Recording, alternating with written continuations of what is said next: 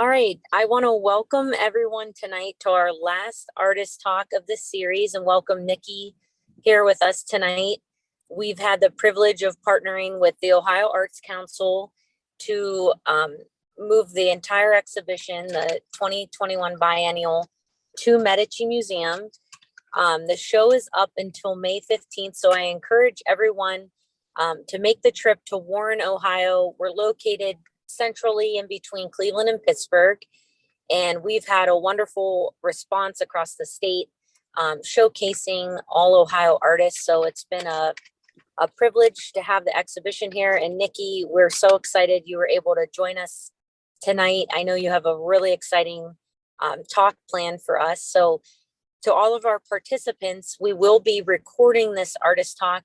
And if you have any questions, if you wouldn't mind waiting until the end or sharing your questions within the chat feature, and we will make sure we get to those questions and get them answered. But Nicki, I'd like you to jump in. Have your shared. I'll let you take center stage. Awesome. Thank you so much. Welcome to my little second bedroom studio. I'm very excited to talk to you all tonight. I just wanted to say briefly, let's see if I get this started. Thank you so much to Caitlin and the Medici Museum for inviting me to do this talk. It's really an honor to be part of the Ohio Arts Council's biennial exhibition. It's a gorgeous show. You've got like a week left to go see it at the Medici. It's really fantastic. I'm really honored to be a part of all of these fantastic artists that are showing there. So to get started, just to let you know, good ways to keep up with my work. I have a website that I update with all of my sort of current projects. And I keep a blog on there, and I also send an infrequent newsletter. So if you ever want to get updates about the stuff that I'm working on, that's a good way to do it. You're also always welcome to shoot me an email. I love talking to people. I love collaborating. I love answering questions. So don't hesitate to reach out. You can also find me on Instagram and TikTok, even though I feel too old to be on TikTok.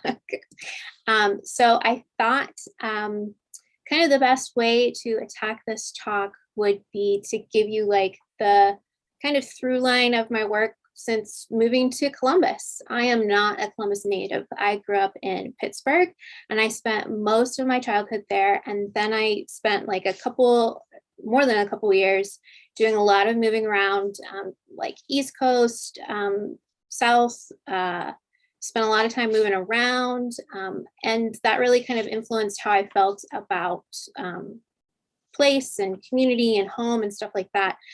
So when I decided to go to grad school, I moved to Columbus for the first time. I came to go to Columbus College of Art and Design, and it was a very exciting program for me. It was an interdisciplinary program. I had started undergrad as a painter and, enjoyed it, obviously, but felt like I really wanted to explore a lot of different mediums, and going to CCAD and being a part of that interdisciplinary program really allowed me to basically make whatever I wanted to make, which was fantastic.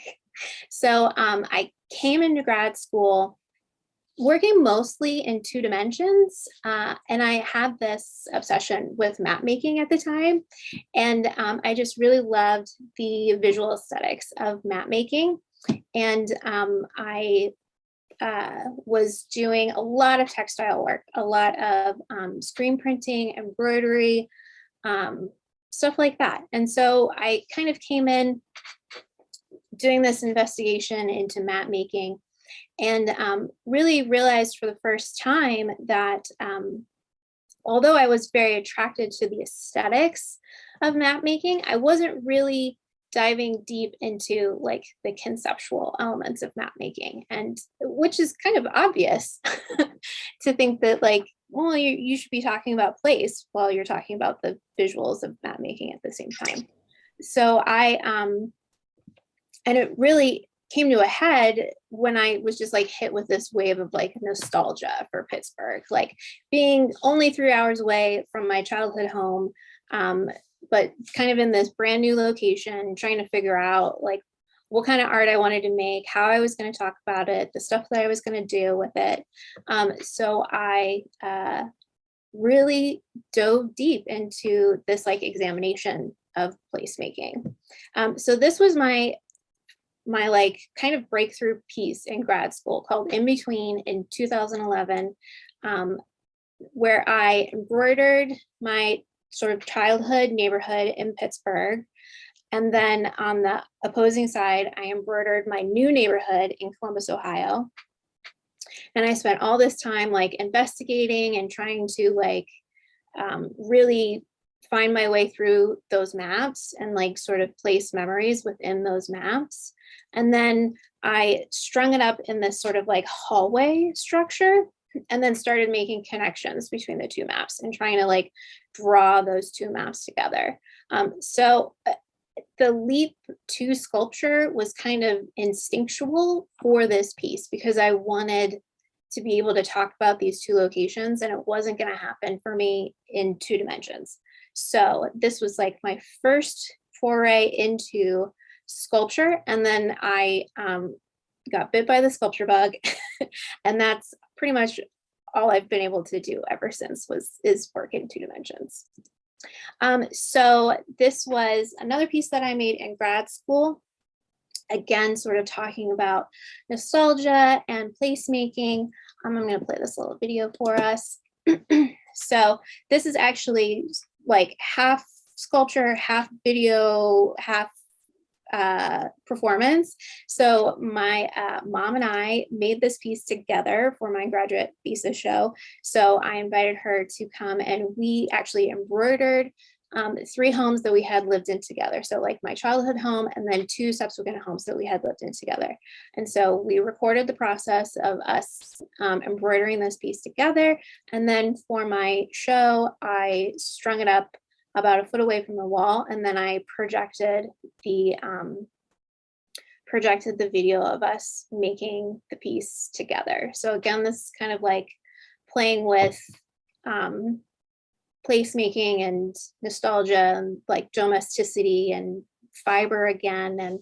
And so you'll kind of notice that I work in a lot of, I kind of branch off into different mediums after this, but this was this is a very sentimental piece for me. So I wanted to include it. Let's see the next slide. Get to it. Okay, this was also part of my thesis exhibition. So this is kind of the first time that I really dove into using paper. And I have been doing a lot of research for my thesis, doing a lot of reading. If you're not a fan of reading, I don't recommend getting an MFA. So I was very enamored of the idea that when you have a book, kind of any kind of book, you, whether it be like a novel or a picture book or poetry, whatever it is, when that book is closed, all of your whole timeline, all of the places represented in the book, all of the concepts represented in the book are squished into one location, one time and space. There's this like condensing of time and space in a book. And that idea just lit my brain on fire. So I decided to make a representation of every single home that I had lived in up until that point and include it in this pop-up book.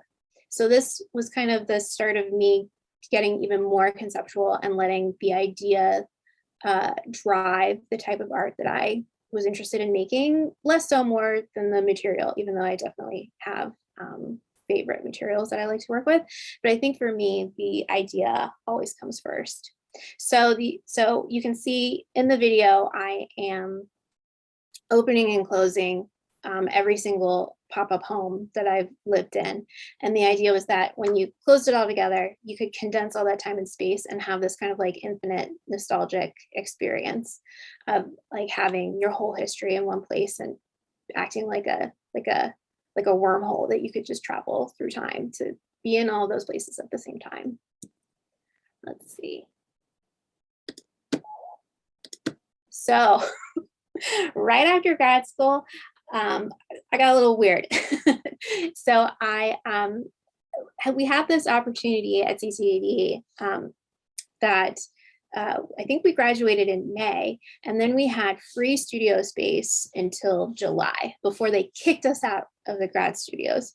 So I was filled with this like need to create work that I would not be beholden to anyone to, that I would not have to explain to anyone, that I could just have this freedom to make whatever I wanted, and I wouldn't have to write an artist statement, and I wouldn't have to talk to my thesis advisor, and I could just do whatever I wanted. So I made this piece. It's officially called I'll Come With You, but I've always called it the Nicki box. So I made this cardboard box with a foam insert to fit my body. And then I just got in and out of the box and that was it. And again, it was this like, this call to like, almost like we're calling homesickness and wanting to be with people and wanting to be in places and wishing that there was like easier ways to travel, like literally wanting to just like ship myself places. And there's always this like pull for me being in Columbus, but also having like connections to many other cities and family all over the place, that friends all over the place, that like I feel this need to like make art about the connection and like wanting to like bridge distance with people and places. So we're coming up on some different work here. This is a sculpture that I made in 2013. Sometimes you'll notice I make work like the material, like I create the material for the work, and then sometimes I use existing material for the work. And this is an instance where I used existing material to make a sculpture. So this was a very cool project. I enjoyed it very much. This was originally up at the Wild Goose Creative Gallery in its old location. And I asked the Wild Goose community to donate their keys to this project, their old house keys, their junk drawer keys. And I was just like so in love with the idea of these keys having connections to houses, that like sometimes you know where the keys are from and sometimes you don't know where the keys are from. Like there's a mystery and there's an enigma kind of involved in these like household objects that we all kind of have. And so I wanted to kind of honor that like strange universal thing that we all have, which is the junk drawer full of keys. And so I encased all of the donated keys in these blocks of sort of like amber-like resin. And this is still one of my favorite pieces today. So I'm kind of going back into making materials at this point.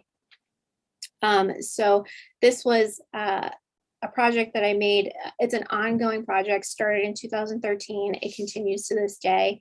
I was thinking again about all of these old homes that I had and feeling like not so much like a sense of loss, but like wanting to explore the connections to those old homes. And also wanting to like have the freedom to like move on. So I started making replicas of homes that I had lived in and putting boat bottoms on them. I'm still not entirely sure why, but that felt like a way to make a representation of the house and then sort of like let it go into nature. So what I ended up doing, this is my Pittsburgh release. So I made another replica of my childhood home in Pittsburgh and put a paper boat bottom on it. And then I found some river access near the stadiums in Pittsburgh, if you're familiar, in downtown Pittsburgh. And then I released the boat onto the river in downtown Pittsburgh and then took these photos to document the act of the release of the boat. And I did it again, maybe like about a year later, not quite a year later, for my first apartment home in Columbus. I'm currently in my second apartment in Columbus. So this was my first apartment where I built a replica of it. And then I, again, put a boat bottom on it and released it in sort of the nearest body of water, which was the Olentangy River by Kozai. So this is the documentation of that boat release. And then we have, I did one for Savannah.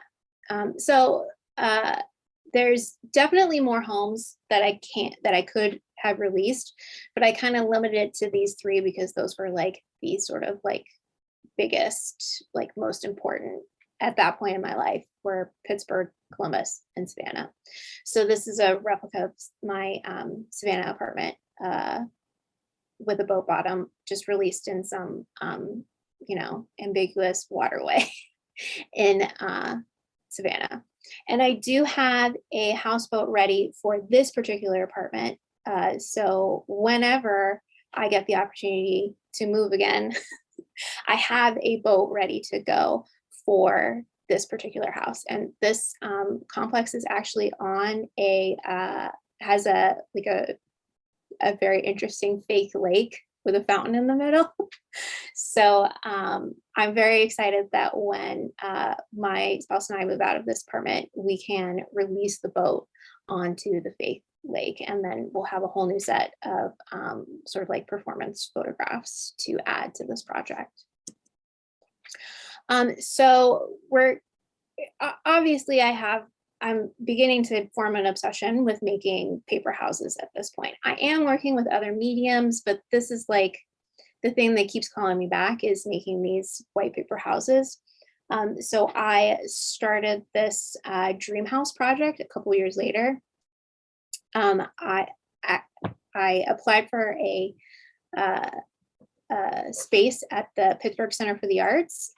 Normally they have a like regional restriction. So it's only for Pittsburgh artists, but because I had grown up in Pittsburgh, they were willing to let me apply for one of their spaces. And I proposed this dream house sculpture, and you can see my very lovely rustic sketch that I sent them. I'm still kind of surprised that they accepted that sketch as proof that I could pull off this giant installation. It came out of the dream house idea came out of working, like continuing to work with paper and continuing to want to make paper houses and sort of investigating the different ways that I could like use paper and interact with paper and how to make sculpture with paper. And so it was just a light bulb moment one day where I was like, well, I could make clouds. I could do that. And then what do you do with clouds? You kind of dream about, you have these kind of like fantasy shapes inside the clouds. So I started imagining this like fantasy landscape in the sky with all of these dream houses as part of this like cloudscape. So I jotted down my sketch, applied for the space, was accepted, and then suddenly I had this deadline that I had to make it by, which is always very important to me. I always need a deadline in order to get anything done. So you'll notice in this talk, I also have a habit of making my friends and family help me with projects. So you'll see the other photograph on the screen is me making my friends glue together all of the globes that we're going to represent the clouds. And then the other photograph is me making my husband and my brother-in-law install it with me in Pittsburgh. So that's kind of how it works. If you are in my circle, you must help me. So this is the sculpture at Pittsburgh Center for the Arts once it was up. So even though this was a very Pittsburgh-centric piece because it was related to that space, I did use actual Columbus homes as reference points for the dream houses because that was just like more related to my personal experience. My personal history was like, at that time, was being in Columbus. And so I drove around and started documenting houses that I thought were enviable, that I thought were beautiful, that were sort of dreamlike. And so they are not exact replicas of those houses, but they are definitely springboards for those houses. So it is kind of like this mishmash of kind of like Columbus architecture that built this piece.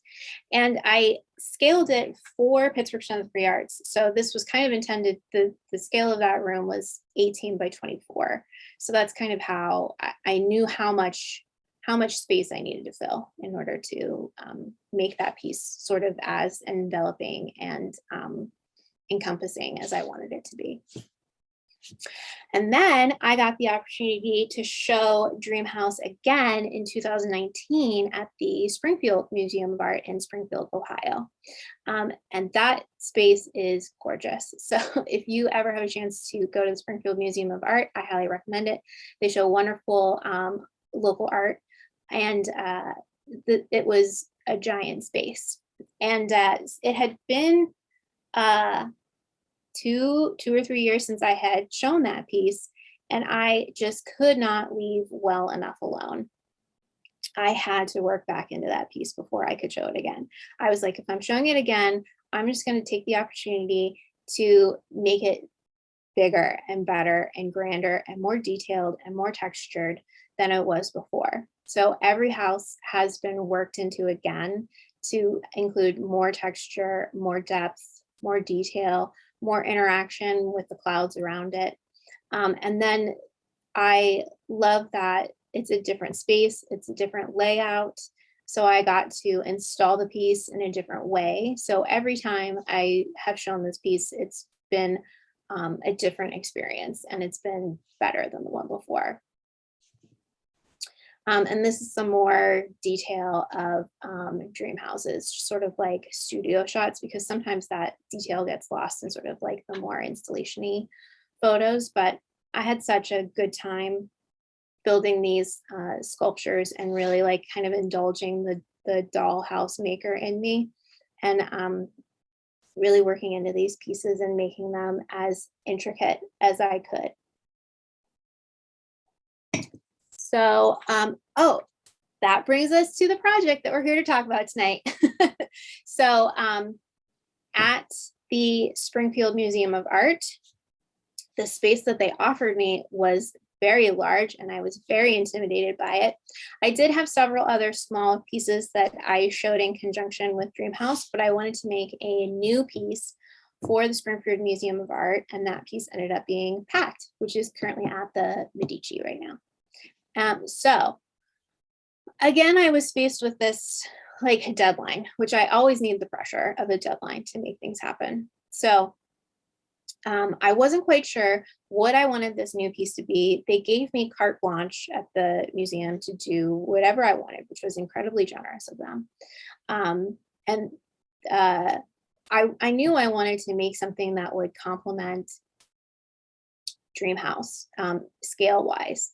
So I did what I tend to do with my husband, which is when I'm in need of inspiration, when I need to get out of the house, when I want to occupy a different part of my brain, we go for a drive. So we ended up driving through this neighborhood, which is just adjacent to our current apartment complex on the west side of Columbus. And we had driven through this neighborhood multiple times on our various explorations of this area of town.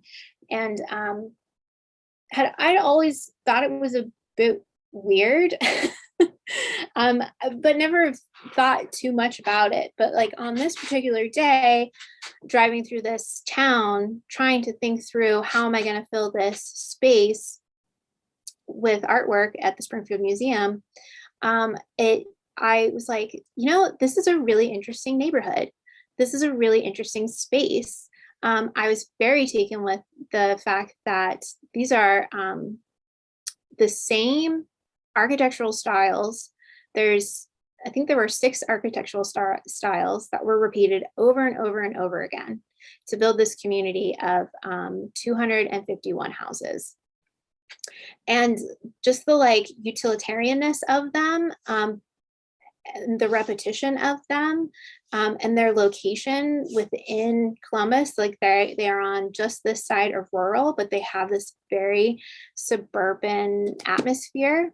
The fact that they have this very like American dream white picket fence style architecture, and that there was so little personality on the outside of these homes. Like there must be some very intense HOA laws controlling how people can decorate the exteriors of their homes. I was just taken with this like sort of suburban exploration, and I wanted to make work about it. So I dove deep. I actually selected 4 of the house styles because some of them were like so close to each other that I didn't feel the need to make all 6. So I chose the 4 most unique styles of architecture, and I started mocking up what I thought this sculpture could be. Realized very quickly that it was going to be very expensive and that I would need help again making this work.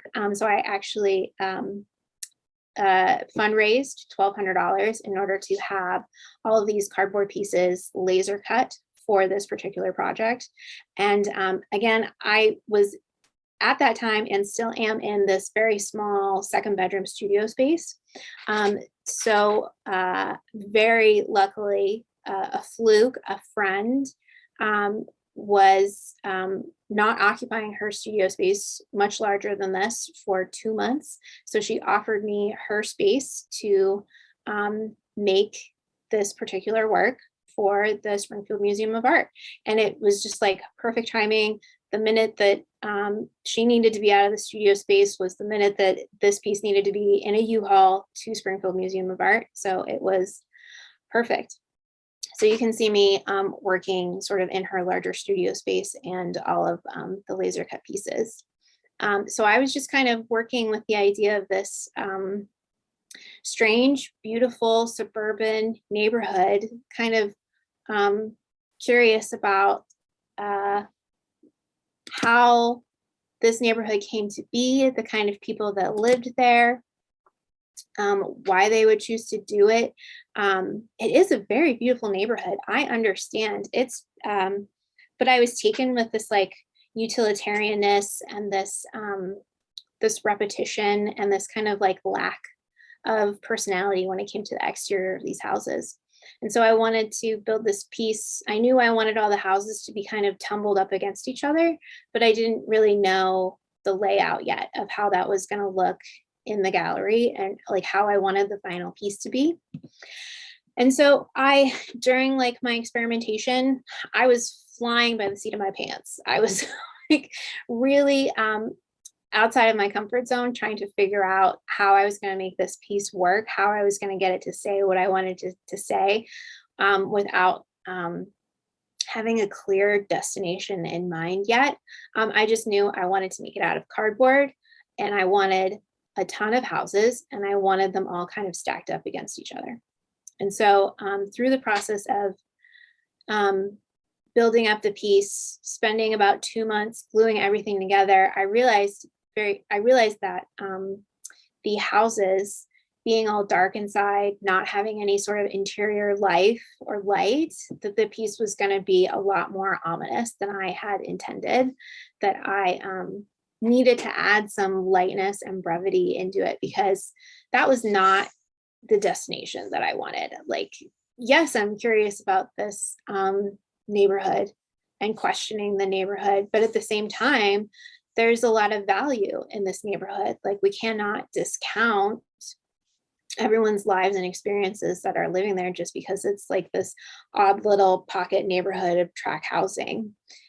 So I started to think about adding in actual light into the work. And so this was the first time that I had done any sort of exploration with like electrical work or like adding in any sort of like fantasy elements to to any of my artwork. And it was very, I was extremely anxious about it, but it was very exciting and very worthwhile, I think. So I started working on this idea of adding in these lights to these houses to add that sense of like curiosity and just like elevating the work and adding a layer to it that would kind of separate it from its more like ominous undertones. And the further I got into it, the more I was like, this is an opportunity to really explore and push myself and kind of add even more playfulness in. And sort of in this artistic journey, I had also learned about Meow Wolf in Santa Fe, which is a fantastic art installation. I recommend everyone look it up. There's one in Santa Fe. They're building other ones all over the country, but it's this very cool interactive art space where artist collaborators build basically this very interactive space that has a lot of like narrative storytelling. That it's very cool. You should look it up, trust me. So I had this like kind of inspiration in me to be more playful and to be more explorative in my work. And I was also kind of moving away from with Dreamhouse Impact, more away from my personal storytelling to this kind of like communal storytelling, like wanting to tell a bigger story than just my own. And here's where the deadline comes in. So I was up against this time deadline too, where I wanted to add more to the piece. I wanted to be more explorative. I wanted to be more playful, but I had this deadline. And so I was like, well, if I'm talking about community, that's my experience is super limited. Like that is just my experience. What if I asked my artist friends to contribute to Pact? And two birds with one stone. So I would get help with making the houses, making the interiors of the houses specifically. And I would also be adding to the conversation about community and about the work in general. And so that was really kind of the breaking off point for me, where I got really, really excited about the work, really, really just like excited to work with my friends, excited to sort of create this new route for my work, to introduce collaboration in a way that I hadn't before. So I had a couple rules for the artists that were working, because I'm also a control freak at the same time. So I said that you can do whatever you want with the interior. You can work within your practice, or you can make something totally new. But it has to have light inside, because that is going to be what lets the audience know that there is something special about those houses. And nothing could exit the house. Everything had to be contained within the home, just for consistency's sake. So for this first show of Pact at the Springfield Museum of Art, there were about 15 special homes. I call them all kinds of things. They're like fantasy interiors, special homes. I don't have like a specific name for what I call these like playful explorations. So there were about 15 of them, and they were not all visual. There were some soundscapes. So there's layers of exploration for this piece. And I think together, Dreamhouse and Pact in that space created like a very, very interesting conversation about like communal storytelling and like this kind of like enviable kind of like American dream architecture. So I was very proud of this piece being shown at the Springfield Museum of Art. And then I get the opportunity to show it again at Roy G. Biv in 2020. So these are photos of Pact at Roy G. Biv. So this was maybe about a year later. This was in May of 2020. So we are talking about very early days of the pandemic. And so we had been quarantining from mid-March up until May. And I had known about this show at the Roy for over a year. And I had been planning on working back into PACT again. I cannot turn down an opportunity to go back into work and explore it further and develop it more. So I had intended to add more fantasy homes for the show at Roy G. Biv in Columbus. But we were all suddenly living in this very different space. And I was already working with like the ideas of home and community, and then to suddenly be in this very different world where we were all so stacked on top of each other, just feeling like you were in quarantine with your neighbors, especially in an apartment complex where I felt so close physically to my neighbors, that like you feel so close and so separate at the same time. And the idea that like I had this artwork already that was kind of starting to talk about that, it really transformed how I thought about PACT in my own mind. And so like when I showed it for the first time, I was content with a couple houses being filled with fantasy and there being like a duality between the empty houses and the full houses. And then coming into 2020 and having the opportunity to rework the piece, it became so much more than that for me. And I really wanted to have the opportunity to fill every home with this sort of like lightness and exploration, because I think there is value in every home having that. And so I took another deep dive and I invited a lot more artists to come participate and make work. And a lot of artists came back and made new work to go into these houses. So that was like a really fulfilling moment for me, was to have to like kind of allow myself and allow the piece to grow over time, to change how I thought about it, and to continue to work with it. I think a lot of times artists get like a kind of a one and done mentality, like you make something and you move on. But I really enjoy being able to like work back into ideas. So this was a really fulfilling moment for me to show this again at Roy and to kind of encompass these new ideas.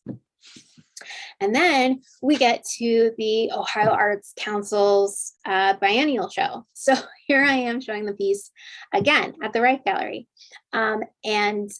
So I invited even more artists to participate. I was like, this is the goal. This is the goal now, is to fill every single house.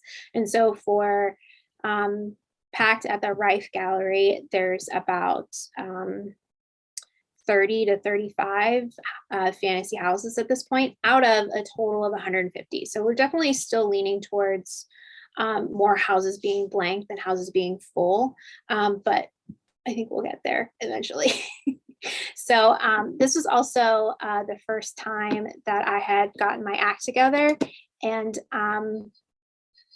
documented the sound elements that are included in PACT. So this sound recording is a smushed together version of every sound that's part of the sculpture.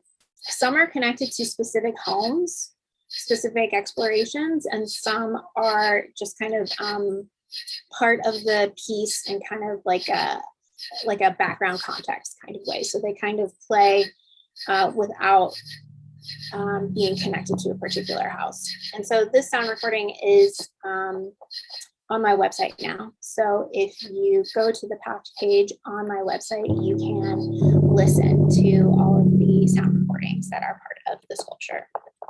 And they range from cricket sounds to stormy, rainy sounds, to bird song, to sort of like acoustic ephemeral soundscapes.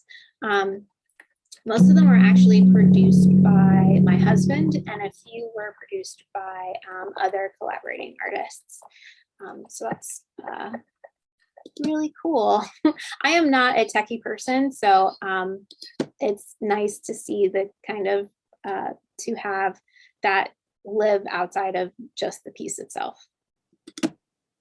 Oh, and then we get to the Medici Museum. And so this was a great opportunity, something that none of the artists I think were expecting when we signed up for the Riffe show.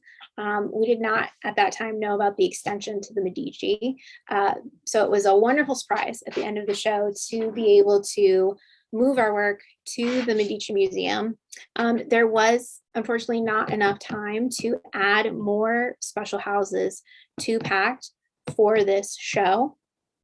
But because it was shown in a new space, in a new layout, I got to do this whole new installation layout, which I think is very cool. It's one of my favorites. So I thought I would take the opportunity to talk about some of the special houses that are in Pact. I get very excited about my collaborators. I feel very honored I feel like I'm like, yes, the original concept came from me, but I feel like I am the steward of this piece a little bit, that like, because so many artists entrusted me with their collaborative materials, that I should hype them up. I really appreciate them. So this is a one piece by Alex Conrad. He's a Columbus painter.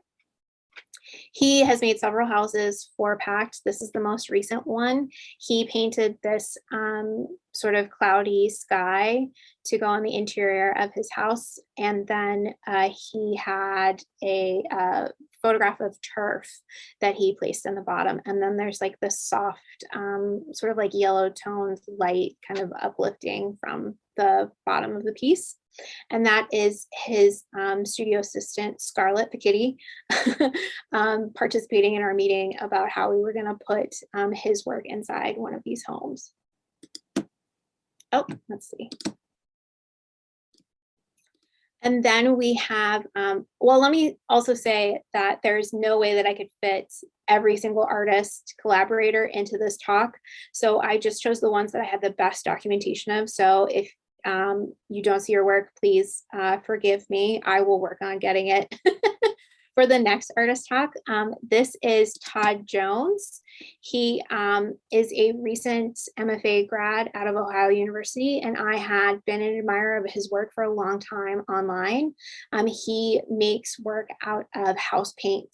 So he pours house paint and creates these kind of like relic, sort of almost like geographical, topographical sculptures out of poured acrylic house paint. And he uses specifically like mist tinted house paint and like a donated paint from like hardware stores. So it's very interesting work. I love it so much. And he chose to make a small gallery inside of his house to show his work, which I think is very cool. We have Katie B. Funk. I'm going to start talking faster because I think I'm running out of time. We have Katie B. Funk, who is also in the Ohio Arts Council Biennial. She won Best in Show. Her work is amazing. I was so happy that she agreed to do a collaboration.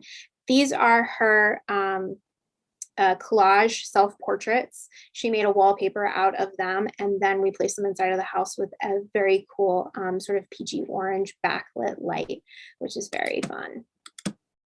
Let me get to the next slide. This is Frauja Albizu. She's a Puerto Rican artist. She contacted me, which was so exciting. She just found me on the internet. I actually think we might have a mutual friend. And she made some original poetry and then screen printed and embroidered that poetry onto these cloth pieces, these kind of like feathery pieces, and these screen printed pillows, and then shipped those to me, and I installed them in a house. And I think it's gorgeous. Let me play this little video so you can see if it'll go.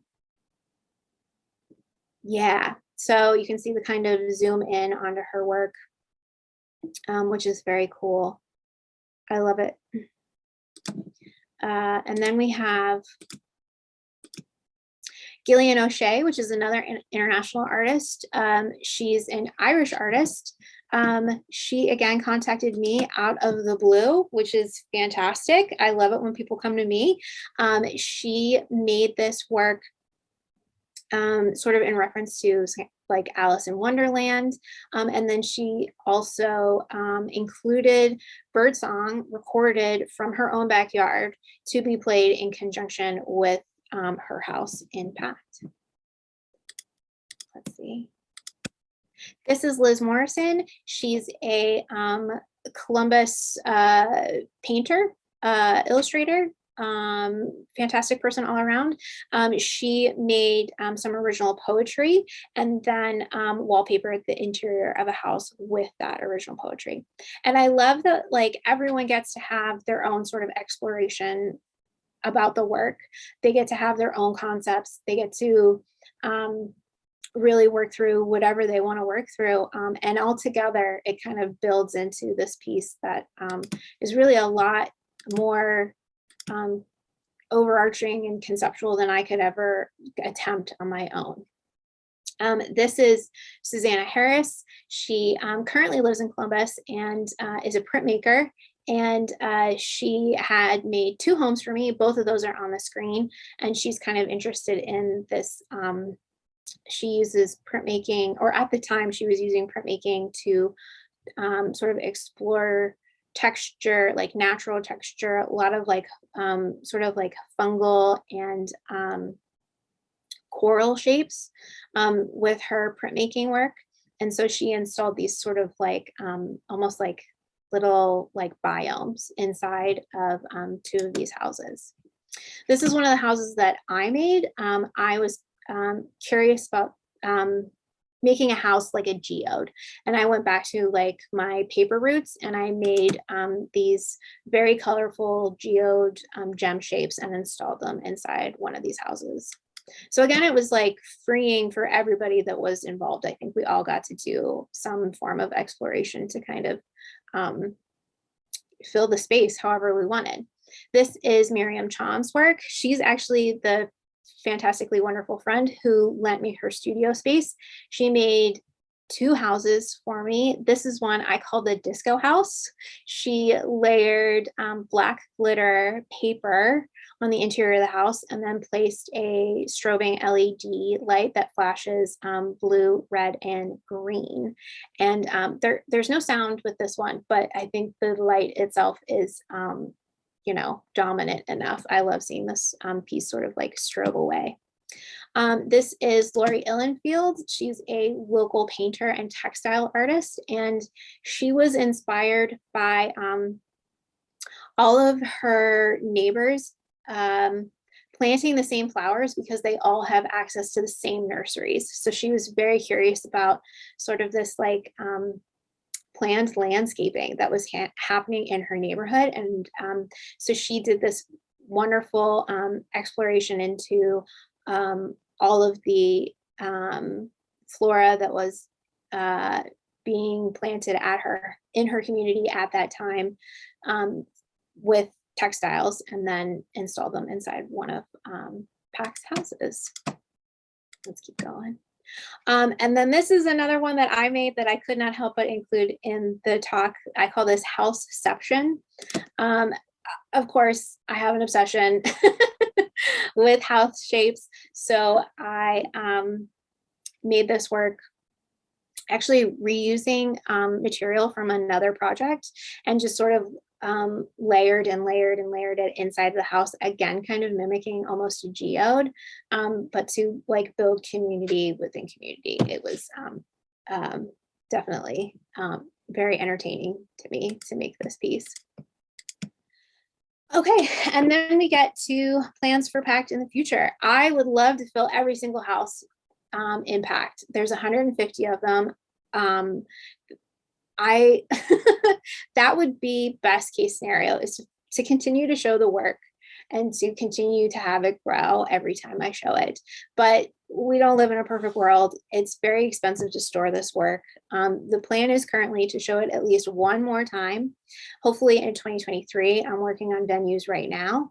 And then we'll have an opportunity to invite more artists to participate in the show, to add more work, to fill as many as we can for the grand finale. And then that will be the end of Pact, and we will let Pact go.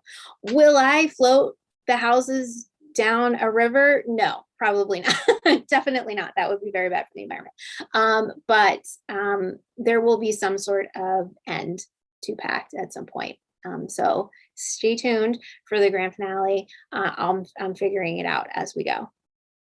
And then we can just talk super briefly about what I'm doing right now, coming off of having made very large installation work for the past several years. I felt like I needed to, it's like when you make big work, you get very invested in it and you spend a lot of time working on like very specific ideas.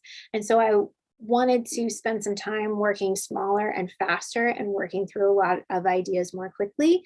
And I had this house paint that I've been collecting for a couple of years, and definitely inspired by Todd Jones, one of the collaborating artists. I felt like it was finally ready to like jump back into that material and see if I could make something happen with that.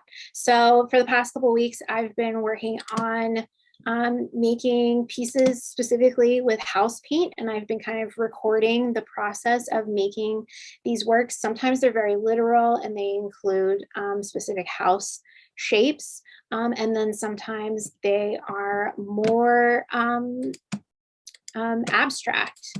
So this one definitely recalls back my sort of love of map making and sort of like this like blueprint impression for architecture. So I kind of am recalling a lot of old practices and kind of working through a lot of ideas, just trying to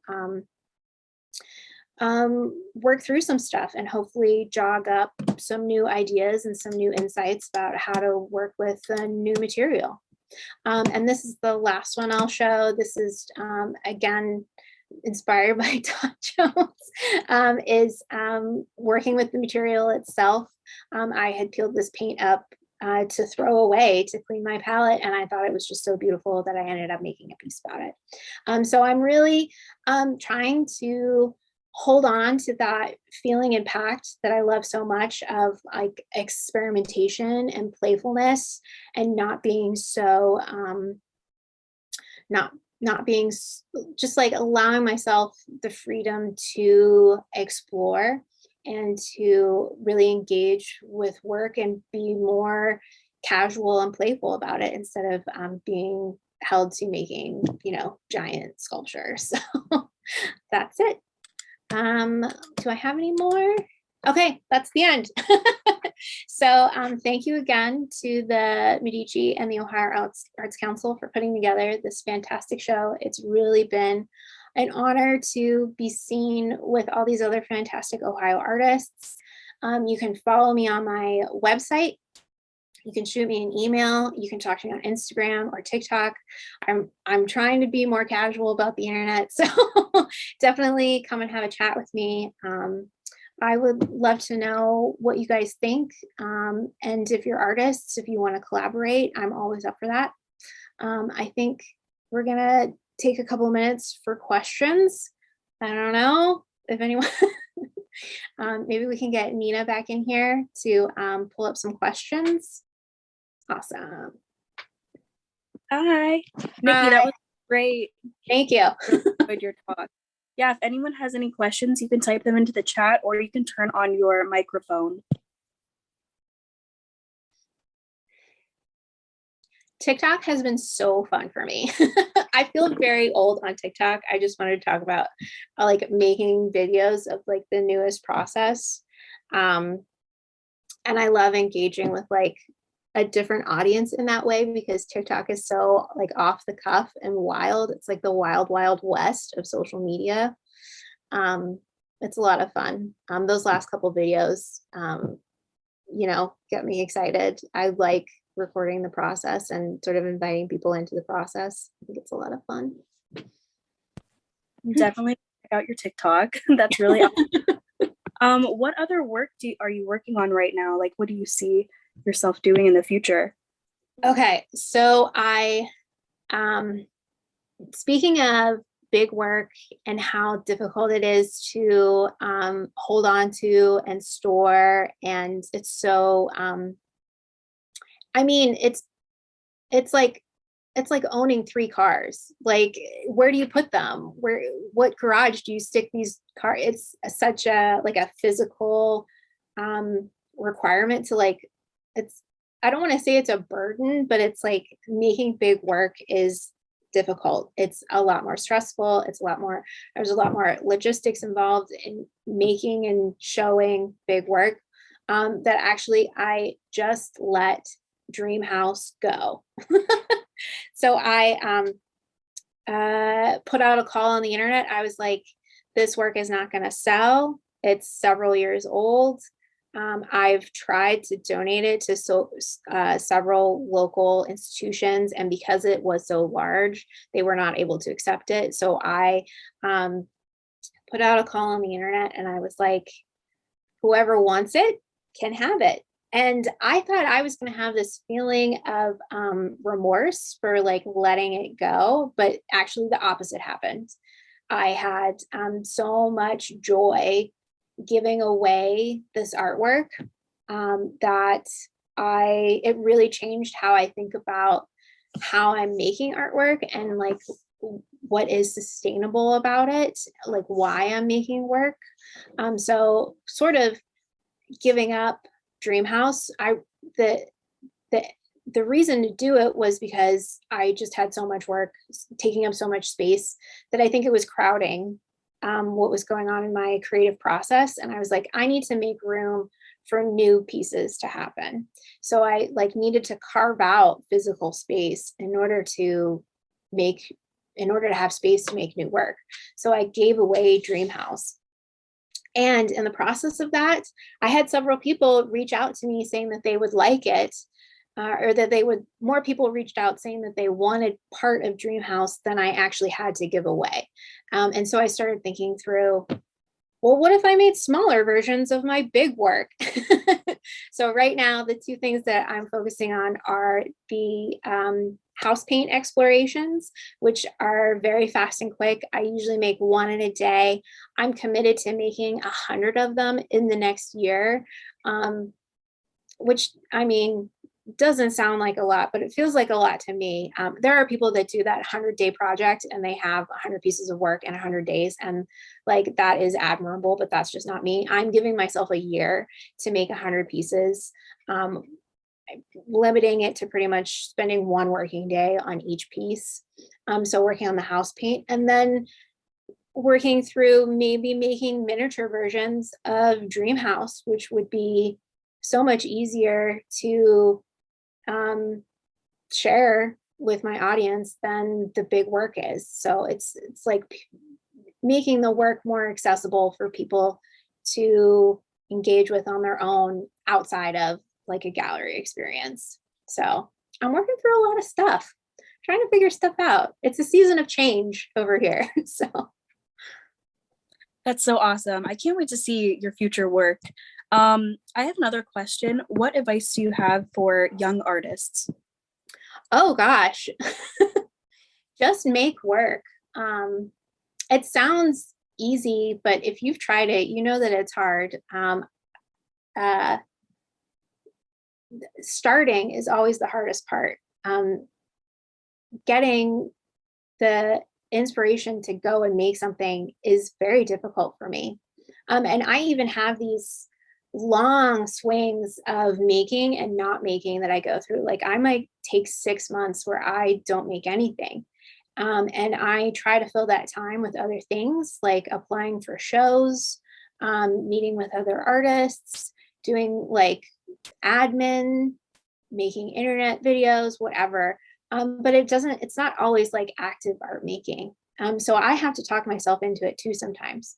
But I really feel like work comes from work. And once you get the ball rolling, things start happening in your brain. It's like, once you sort of like turn on the gas. It's a lot easier to keep the gas on than it is to start it up in the first place. So I always say, for me at least, work comes from work. So if you can kind of get over the initial anxiety, the initial trepidation about making something and accepting that it doesn't have to be perfect, that you can make something that's imperfect and continue on from there.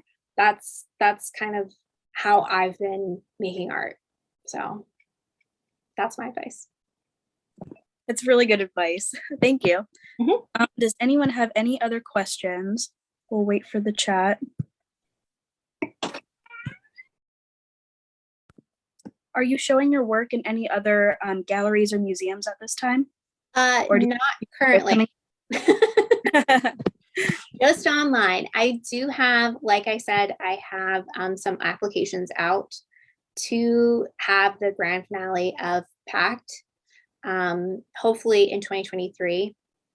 So I'm waiting to hear back whether those venues are going to work out. And then once that happens, I'll have a timeline for adding new interiors to Pact, and hopefully also showing some of those house paint explorations at the same time. But currently nothing out for the world to see except what I'm just like producing myself and like making available on the internet with kooky videos. So Awesome. I got a question. Is she doing all this by herself? I think, is it able to sustain her livelihood? no. Good question. I have a day job. Critical question. I have always had a day job. And I think that is a really important conversation for artists to have. I came out of undergrad not knowing how to make money making art, and thought that grad school was going to be the answer. And for a lot of ways, it was. Like, it took me to the level of art making that I thought, it took me to the level of art making that I wanted to be at. Like, I saw people making work at a particular level, and that's what I wanted to be doing. And I'm there. Like, I feel like I've achieved that goal, but I still don't know how to make money making art. And I think having a day job is not a bad thing. It doesn't devalue the work that I make. And like they often inform each other. So having a place to go and be a part of like a community of coworkers, having other people to talk to that aren't necessarily artists, engaging with people is like always good experience. It's always worthwhile. But no, I haven't figured out how to make my entire living out of artwork. Do I sell artwork? Yes, but it does not sustain me entirely, and I need a day job to kind of make up the difference.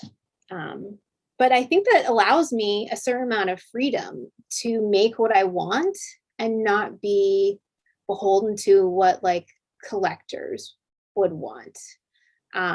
Like, I think about what I want to make first, and then if it sells, that's great. But if it doesn't sell, that doesn't hurt my feelings. I'm fine with that. I made what I wanted to make, and I find fulfillment in that. And so it's worthwhile to me. So I think artists do it numerous different ways, and they're all good. Not one way is better than the other. But yeah, everybody has to pay the bills. So I received another question. Everything up until your most recent work has been pretty monotone. Where is the color coming from in Pact in the small paintings? And do you think you'll continue to use more color in the future, or will you go back to the white paper and cardboard? Neutrality is comfortable to me. That's a really good question. It's comfortable. Color is scary, but I love color. I am so envious of artists that use color, that have such a good sense of color. I love it. So I think that's kind of one of my goals, is to incorporate more color. And that was something that I got to work on with Pact, was like adding these more colorful interiors. And that felt so good to me that I think that that's influencing working with more color in the future. And definitely the house paint is kind of like the house paint project that I'm working on now is kind of like this really, it's really forcing me to work with color in a way that I have not before. And I really like it. And it's totally weird to me because I came out of a painting background. So I have experience with like color mixing and color theory. I think I just kind of like fell so in love with like paper and cardboard, and neutrality for me is easy.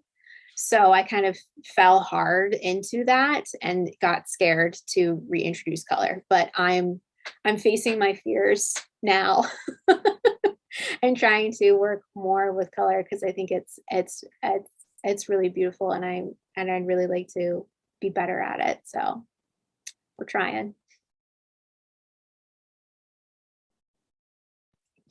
Awesome. I really enjoy your less colorful pieces too. I just think Oh, they're thank so nice because I see a lot of color, you know, in a lot of art. So it's nice to see, you know, more There's monochrome pieces.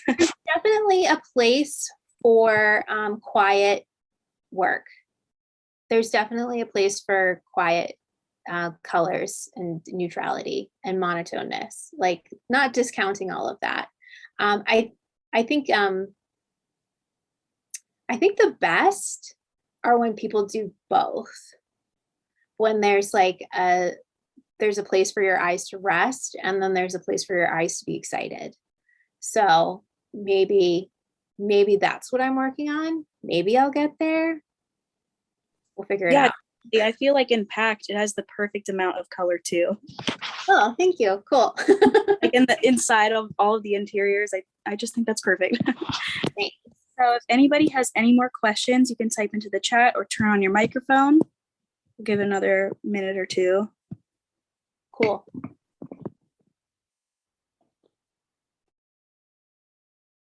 And then if not, All right.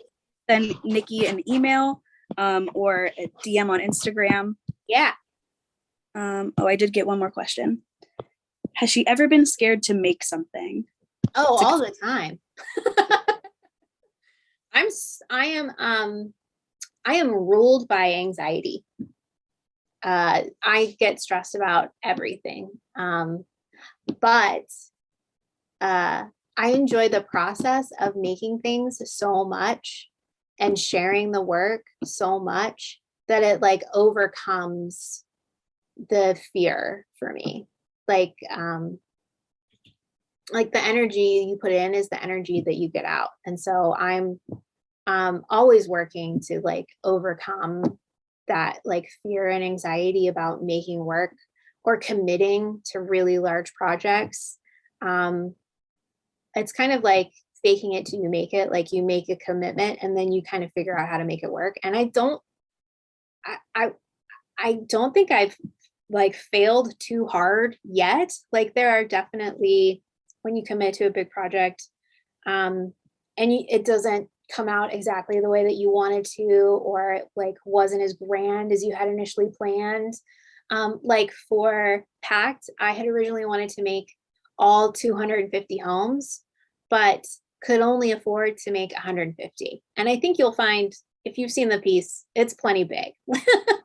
Like it's big enough at you know, slightly more than half the original intended number. But no one would really know that unless I told them that like I couldn't make all of them. Of course I've just told you, but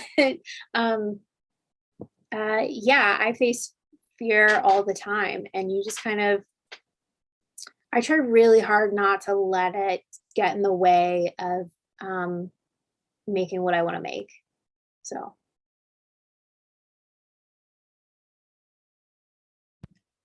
Great. Well, thank you so much, Nicki, and thank you everyone for joining us and asking questions. I think we're going to end it now. So thank you, Thank you everyone. so much, everyone. I really appreciate you coming to my talk. This has been great, so much fun. A really nice walk through memory lane for me. I appreciate the opportunity to go through and look at my work and talk to you about it. So thank you very much. Yes, it was wonderful. Thank you so much. All right. Cool. Bye, everyone. Have a good night, everyone. Thank you.